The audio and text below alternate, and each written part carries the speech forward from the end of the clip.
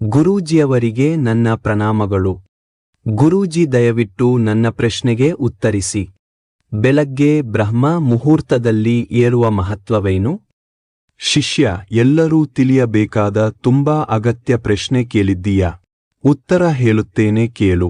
ಬೆಳಿಗ್ಗೆ ಸಮಯ 4 ಗಂಟೆಯಿಂದ ಸುಮಾರು 5:30 ಒಳಗಿನ ಸಮಯವನ್ನು ಬ್ರಹ್ಮ ಮುಹೂರ್ತ ಎಂದು ಕರೆಯುತ್ತೇವೆ.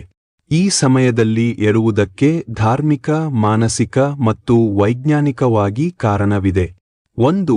ಧಾರ್ಮಿಕ ಮಹತ್ವ. ಈ ಸಮಯವನ್ನು ದೇವಿಕಾಲ ಎಂದು ಕರೆಯಲಾಗುತ್ತದೆ. ಮನಸ್ಸು ಶಾಂತವಾಗಿರುತ್ತದೆ. ಧ್ಯಾನ, ಜಪ, ಪ್ರಾರ್ಥನೆಗಳಿಗೆ ಅತ್ಯುತ್ತಮ ಸಮಯ. ಈ ಹೊತ್ತಿನಲ್ಲಿ ಮಾಡಿದ ಸಾಧನೆಗೆ ಆಧ್ಯಾತ್ಮಿಕ ಫಲ ಹೆಚ್ಚು ಎನ್ನಲಾಗುತ್ತದೆ.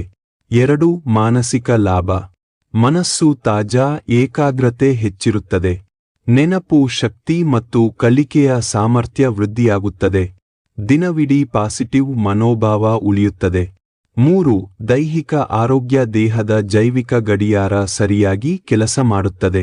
ಯೋಗ, ಪ್ರಾಣಾಯಾಮ, ವ್ಯಾಯಾಮ ಮಾಡಲು ಉತ್ತಮ ಸಮಯ. ಮತ್ತು ಜೀರ್ಣಕ್ರಿಯೆ, ರಕ್ತ ಸಂಚಾರ ಸುಧಾರಿಸುತ್ತದೆ. 4. ಪ್ರಕೃತಿಯೊಂದಿಗಿನ ಸಂಪರ್ಕ. ಈ ಸಮಯದಲ್ಲಿ ವಾತಾವರಣದಲ್ಲಿ ಆಮ್ಲಜನಕ ಪ್ರಮಾಣ ಹೆಚ್ಚು ಇರುತ್ತದೆ.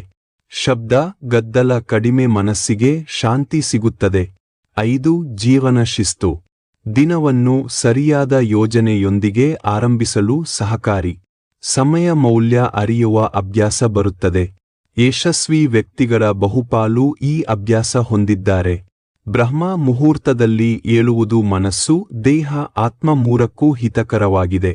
ಜೀವನದಲ್ಲಿ ಶಿಸ್ತು, ಶಾಂತಿ ಮತ್ತು ಯಶಸ್ಸಿಗೆ ದಾರಿ. ಜೈ ಶ್ರೀರಾಮ್.